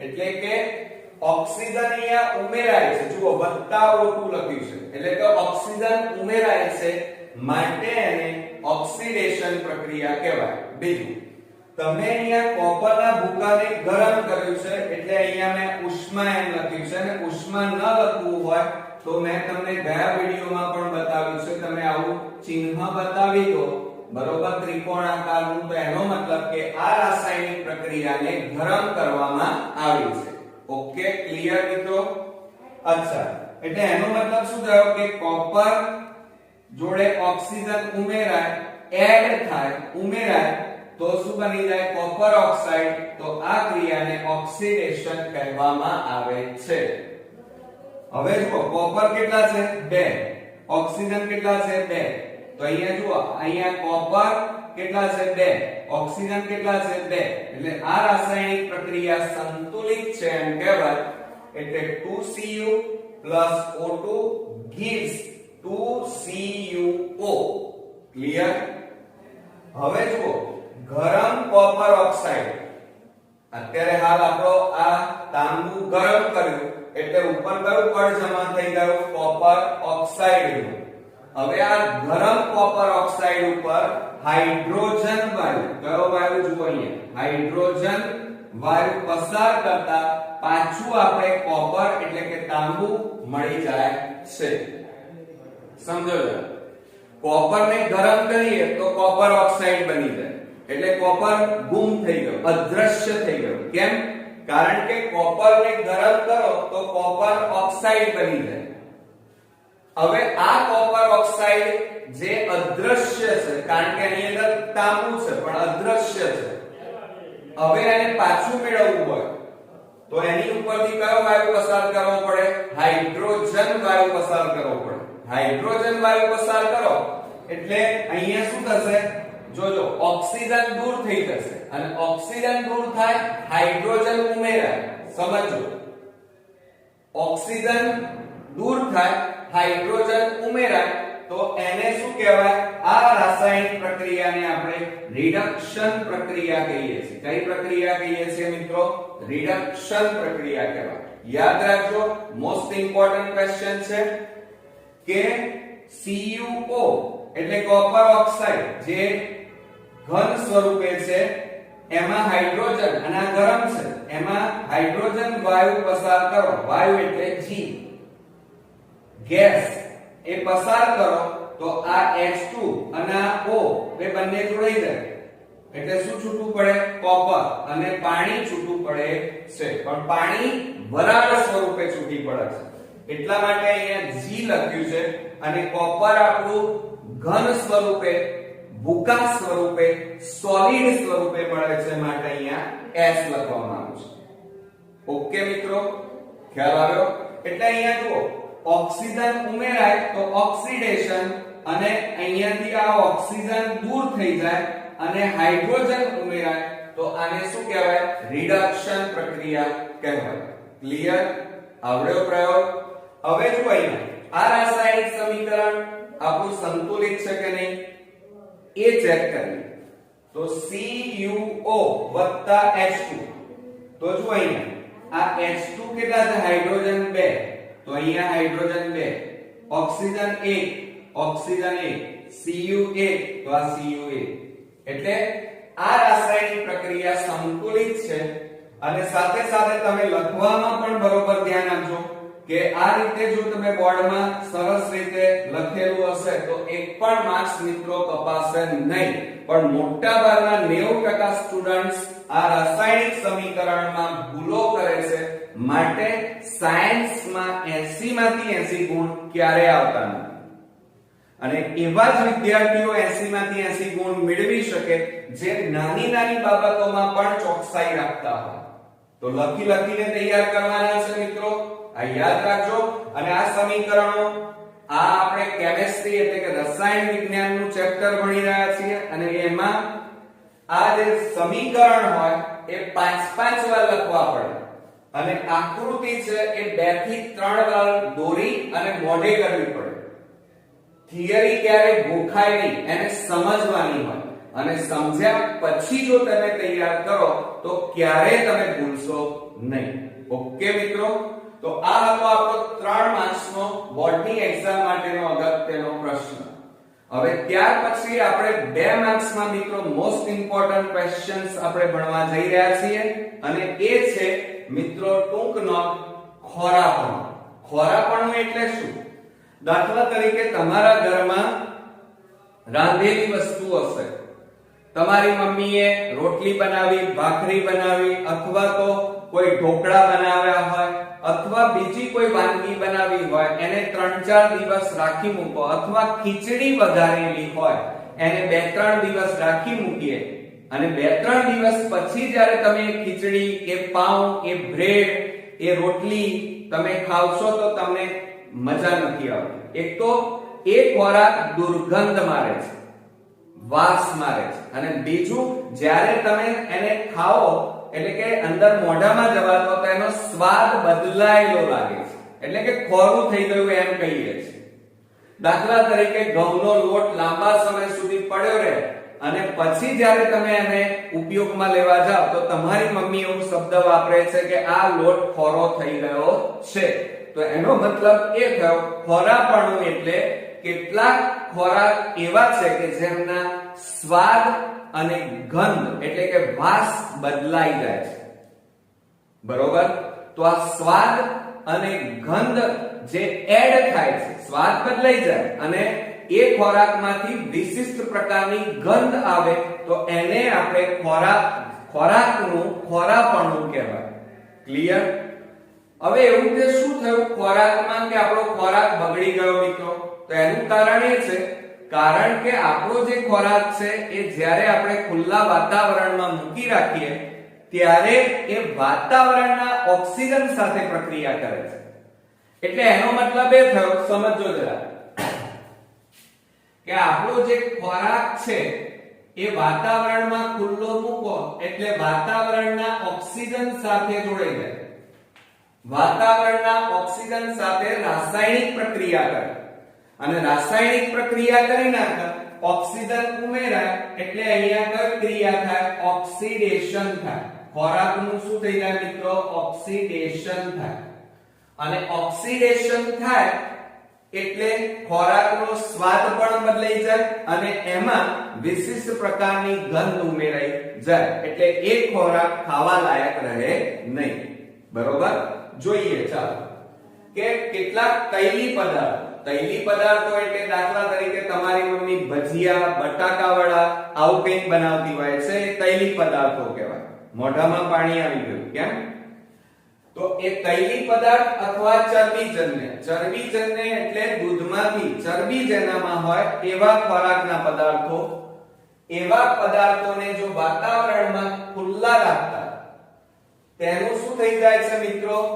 આ જે ખોરાક છે એ ખોરાક વાતાવરણના ઓક્સિજન સાથે રાસાયણિક પ્રક્રિયા કરી અને એ ખોરાકનું ઓક્સિડેશન થઈ જાય છે, અને માટે તમારો ખાવાનો ખોરાક કેવો બની જાય છે? ખોરો બની જાય છે.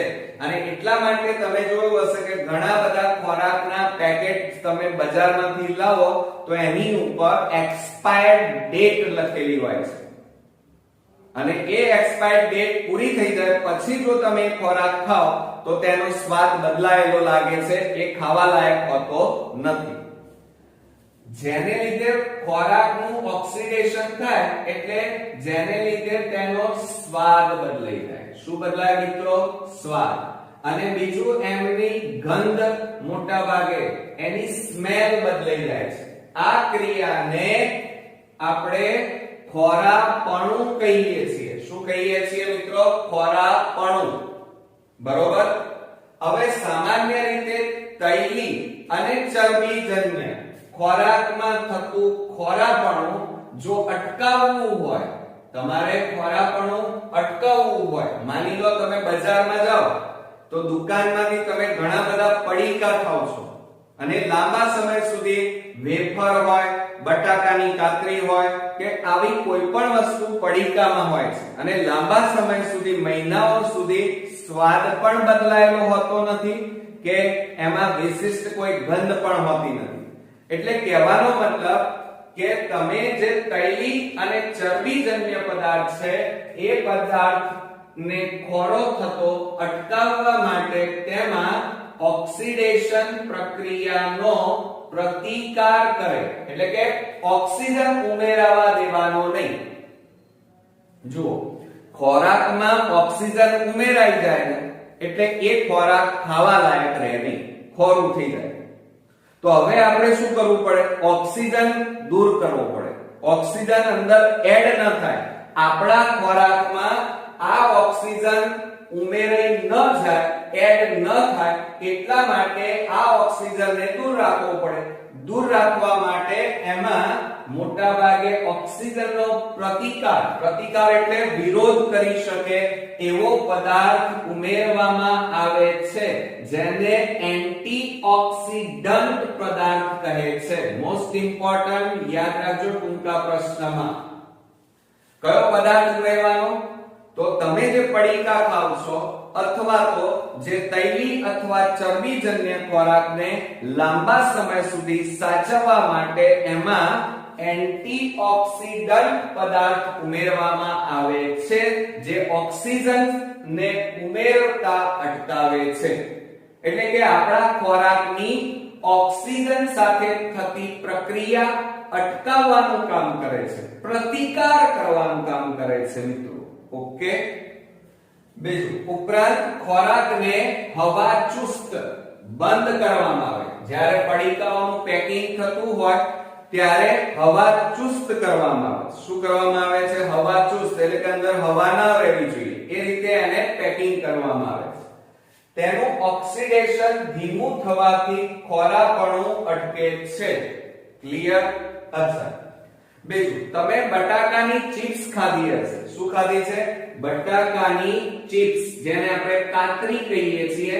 આ બનાવવા વાળા ચિપ્સનું ઓક્સિડેશન થતું અટકાવવા માટે, ધ્યાન રાખજો, મોસ્ટ ઇમ્પોર્ટન્ટ શોર્ટ ક્વેશ્ચન્સ માટે, એ જે બટાકાની ચિપ્સ હોય એ પેકિંગ થતું હોય એની અંદર નાઇટ્રોજન જેવા નિષ્ક્રિય વાયુ ઉમેરવામાં આવે છે.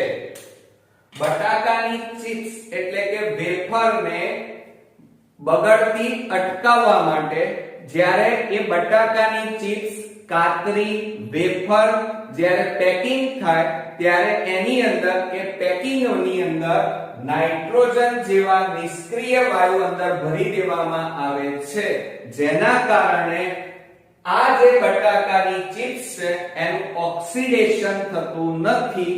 એટલે કે એ ચિપ્સ લાંબા સમય સુધી સ્વાદ અને ગંધ બદલાયા વગર એમના એમ રહી શકે છે. ઓકે મિત્રો, ખ્યાલ આવ્યો તમને? ખોરાપણામાં ખોરું ક્યારે થાય? તમારો ખોરાક ઘરમાં તમારી મમ્મી જે ખાવાનું બનાવે એ લાંબા સમય સુધી સાચવવું હોય તો તમારે એની અંદર ઓક્સિજન ઉમેરતો અટકાવવો પડે.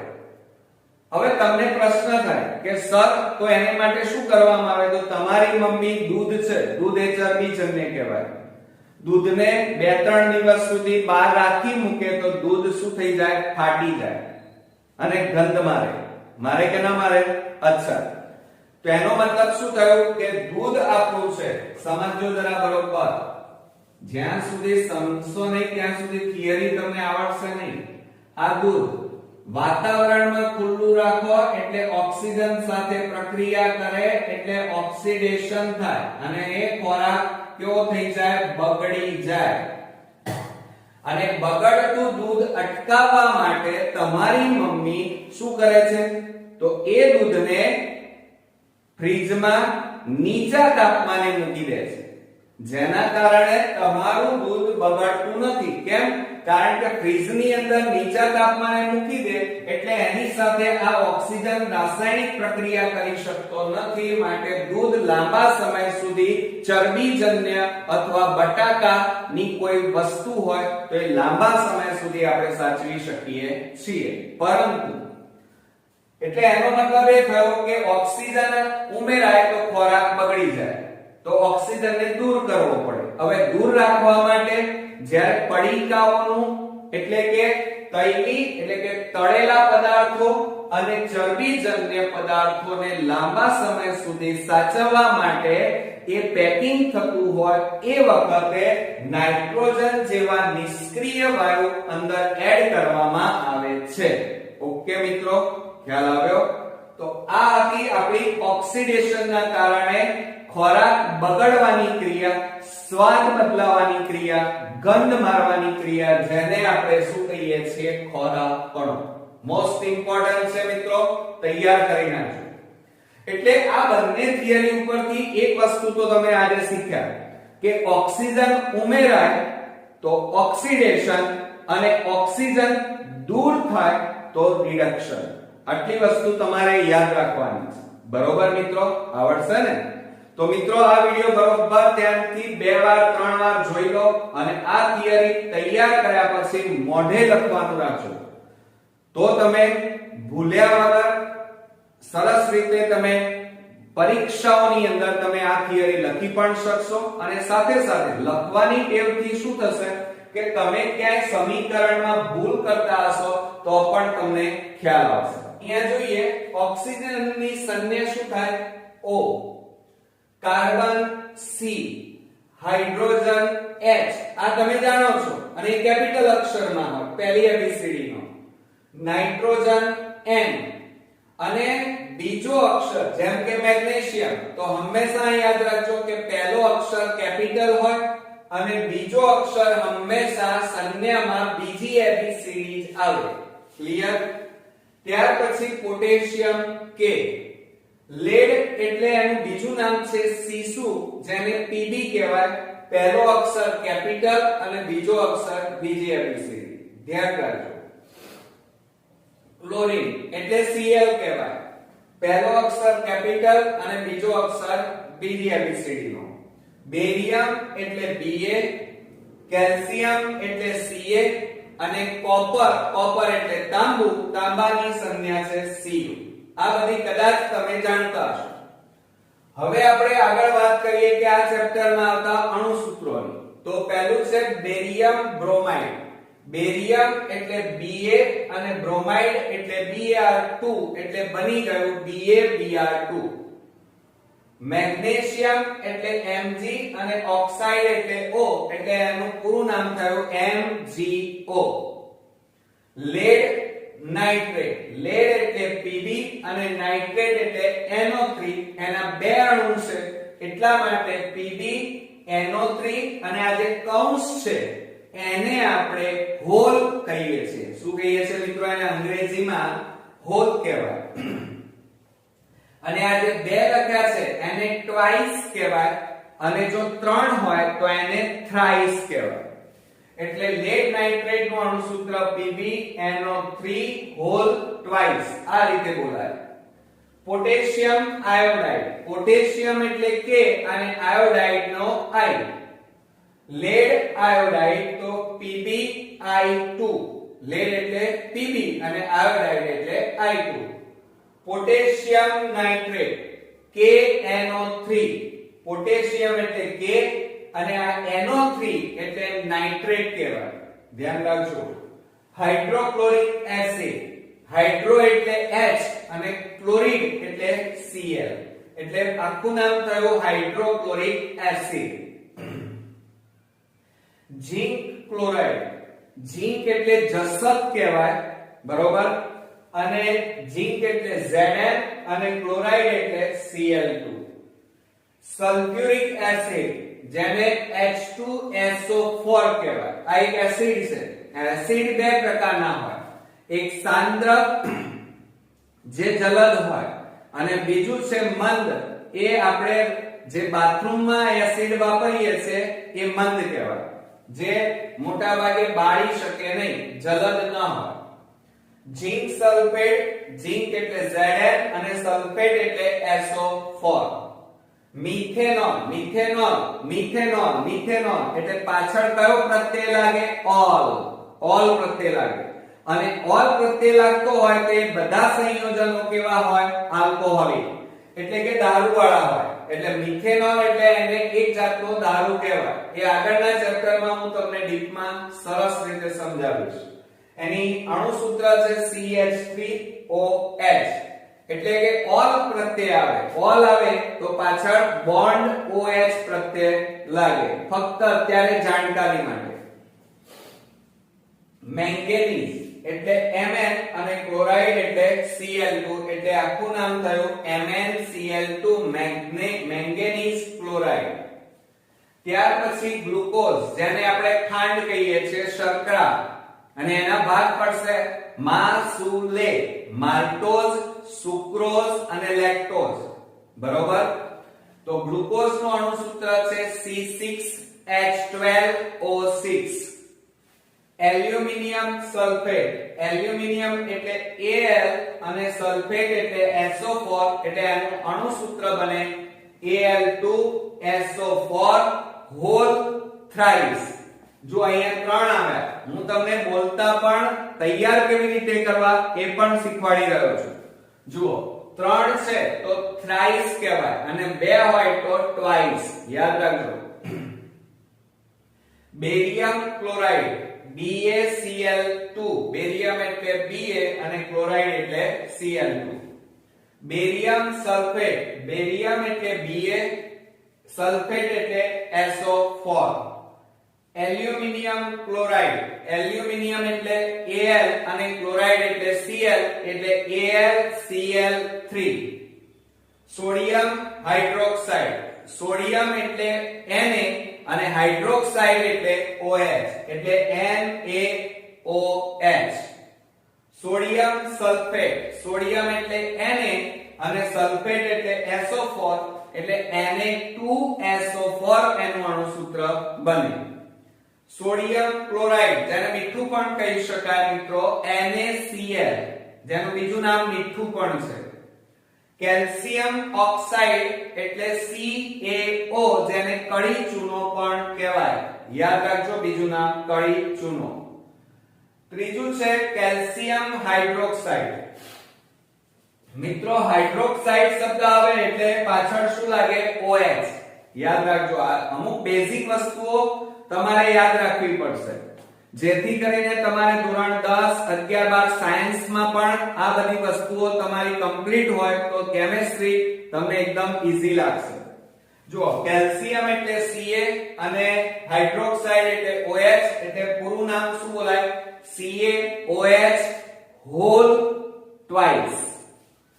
એને આપણે લાઇમ વોટર પણ કહીએ છીએ, ફોડેલ ચૂનો પણ કહીએ છીએ, અથવા તો ચૂનાનું નીતર્યું પાણી પણ કહેવાય કેલ્શિયમ હાઇડ્રોક્સાઇડ ને. ત્યાર પછી calcium carbonate CaCO3, calcium carbonate ચૂનાના પથ્થર પણ કહી શકાય. Ferrous sulphate FeSO4, ferrous sulphate પણ કહેવાય. અને અહીંયા તમે આગળ આ Fe એટલે આયર્ન, આયર્ન એટલે લોખંડ, એટલે આને બીજી રીતે બોલવું હોય તો આયર્ન સલ્ફેટ પણ બોલાય અથવા ફેરસ સલ્ફેટ પણ કહી શકાય.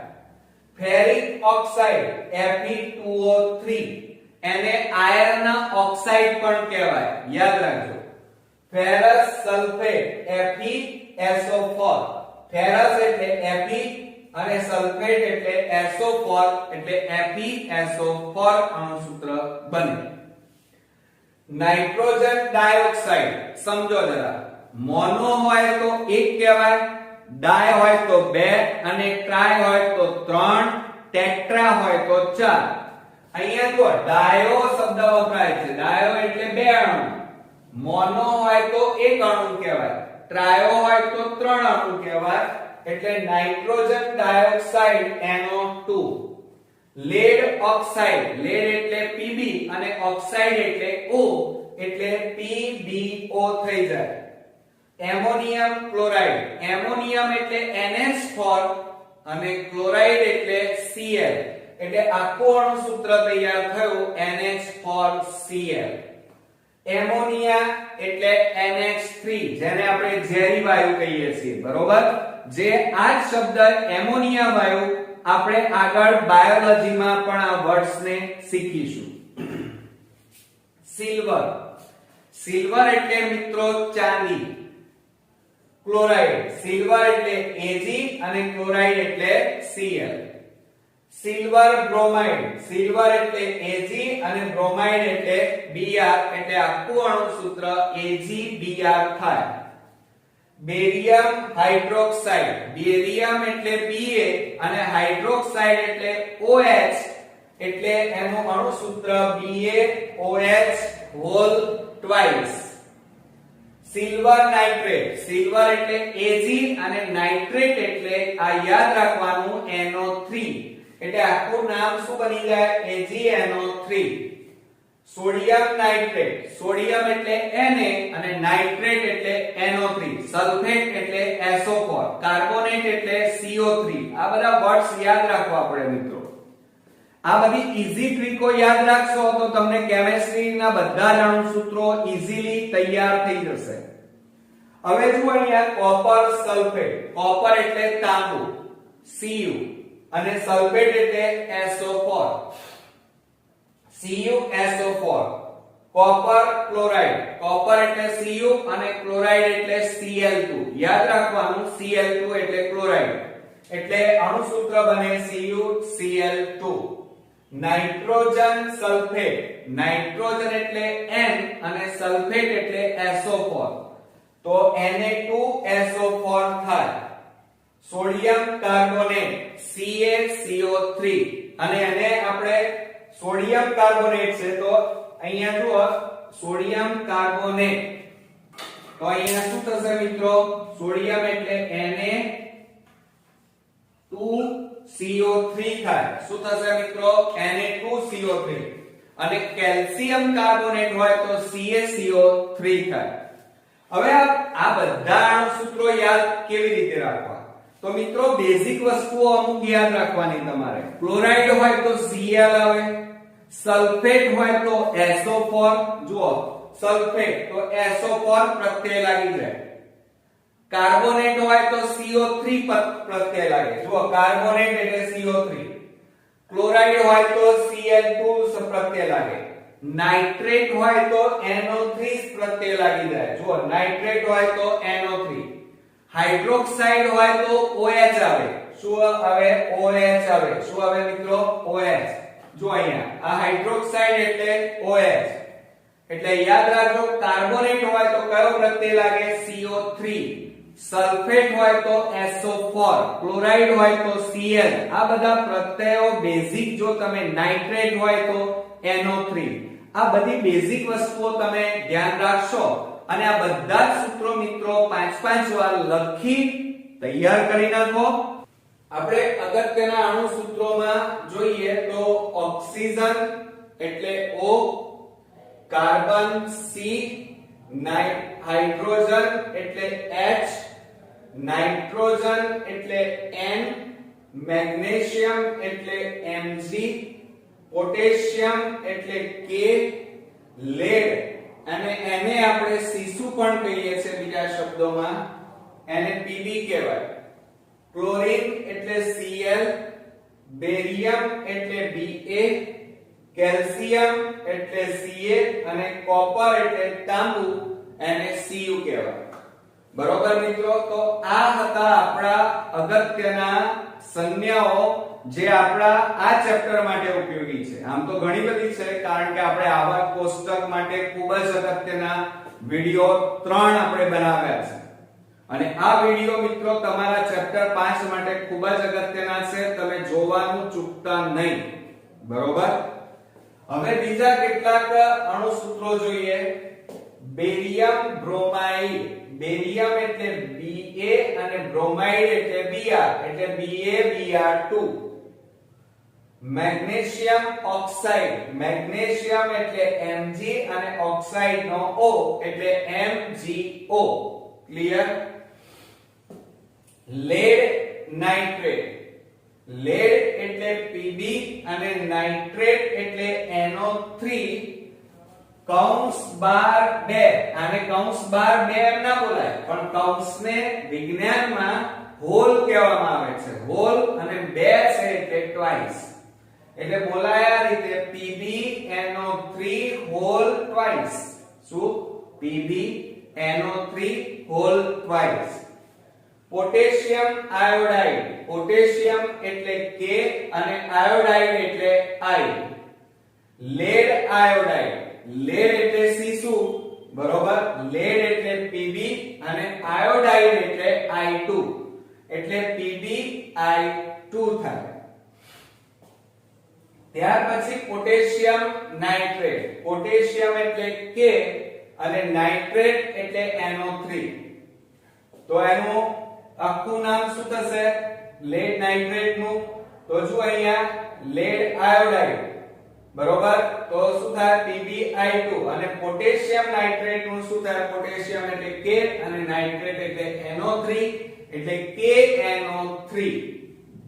હાઇડ્રોક્લોરિક એસિડ, હાઇડ્રો શબ્દ વપરાય એટલે H અને ક્લોરાઇડ એટલે Cl, એટલે હાઇડ્રોક્લોરિક એસિડ એટલે HCl. ઝિંક ક્લોરાઇડ એટલે ZnCl2 થાય. શું થાય? ZnCl2. ઝિંક એટલે Zn અને ક્લોરીન એટલે Cl2, એટલે કે ઝિંક ક્લોરાઇડ. સલ્ફ્યુરિક એસિડ, એનું પૂરું નામ છે H2SO4, એની અણુસૂત્ર શું થાય? H2SO4.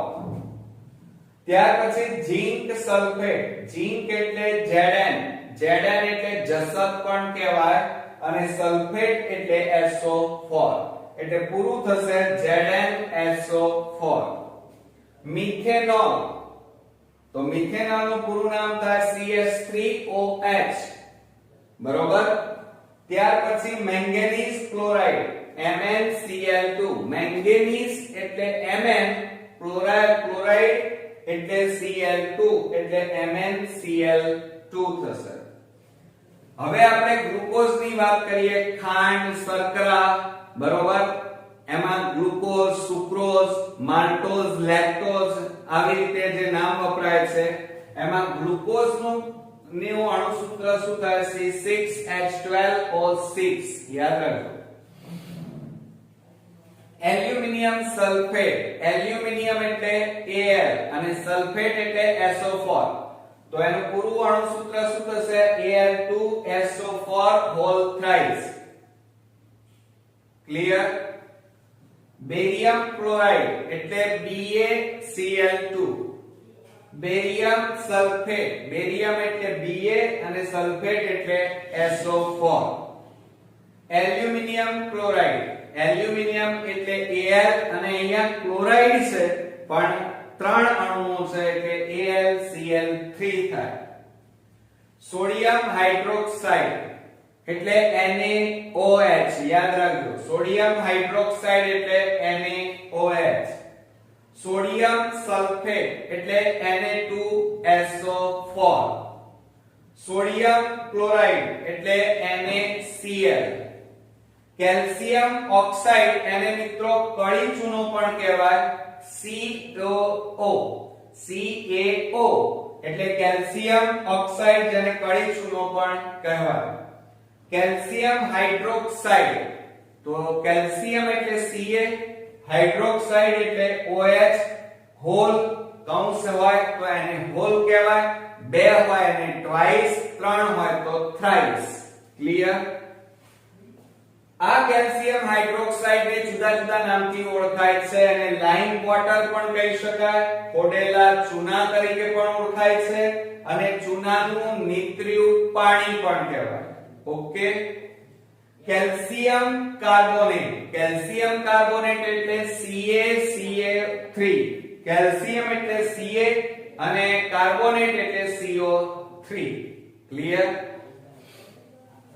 ત્યાર પછી ફેરસ સલ્ફેટ ફેરસ એટલે FeSO4 જેને આપણે આયર્ન સલ્ફેટ પણ કહેવાય. ફેરિક ઓક્સાઇડ Fe2O3 અથવા એને આયર્ન ઓક્સાઇડ પણ કહેવાય કારણ કે અહીંયા જુઓ Fe એટલે આયર્ન એટલે લોખંડ અને O3 એટલે ઓક્સાઇડ એટલે આયર્ન ઓક્સાઇડ પણ કહેવાય. ત્યાર પછી છે ફેરસ સલ્ફેટ. ફેરસ એટલે આયર્નનો એક ભાગ છે એટલે FeSO4 એને આયર્ન સલ્ફેટ પણ કહેવાય. આયર્ન એટલે લોખંડ. નાઇટ્રોજન ડાયોક્સાઇડ NO2 એટલે નાઇટ્રોજન ડાયોક્સાઇડ. ત્યાર પછી લેડ ઓક્સાઇડ. લેડ એટલે Pb અને ઓક્સાઇડ એટલે O એટલે પૂરું નામ થાય PbO. એમોનિયમ ક્લોરાઇડ યાદ રાખજો NH4Cl.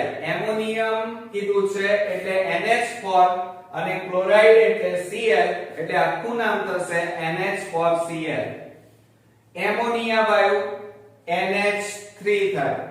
Silver chloride. સિલ્વર એટલે ચાંદી અને સિલ્વર એટલે Ag અને ક્લોરાઇડ એટલે Cl એટલે AgCl. Silver bromide. સિલ્વર એટલે Ag અને બ્રોમાઇડ નો Br એટલે AgBr થાય. Barium hydroxide. બેરિયમ હાઇડ્રોક્સાઇડ એટલે બેરિયમ એટલે Ba અને હાઇડ્રોક્સાઇડ એટલે OH whole twice. Silver nitrate. Silver એટલે ચાંદી કહેવાય Ag અને નાઇટ્રેટ એટલે NO3 એટલે AgNO3. ત્યાર પછી સોડિયમ નાઇટ્રેટ. સોડિયમ નાઇટ્રેટ એટલે સોડિયમ એટલે Na અને નાઇટ્રેટ એટલે NO3 એટલે NaNO3 થઈ જાય. Copper sulphate. કોપર એટલે તાંબુ. આ કોપર એટલે Cu અને સલ્ફેટ એટલે SO4 એટલે CuSO4. Copper chloride. કોપર એટલે Cu અને ક્લોરાઇડ એટલે Cl2 એટલે CuCl2 એનું ફૂલ ફોર્મ થાય.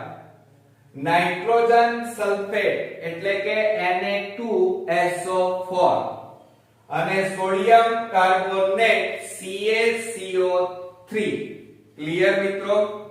તો આ હતા આપણા ચેપ્ટર 1 રાસાયણિક પ્રક્રિયાઓ અને સમીકરણો માટે ખૂબ જ અગત્યના ચેપ્ટર 1 માં આવતા બધા જ અણુસૂત્રો અહીંયા મેં લખ્યા છે.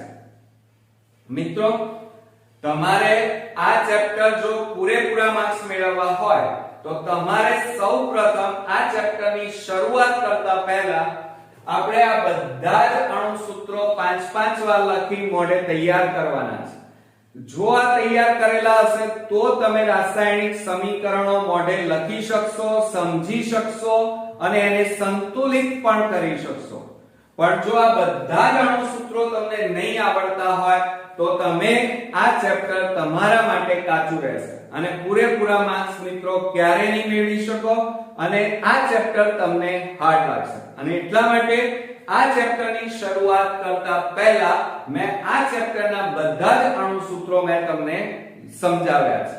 તો મને ચોક્કસ ખાતરી છે કે તમે લખી અને તૈયાર પણ કરી નાખશો અને મોઢે પણ લખી નાખશો.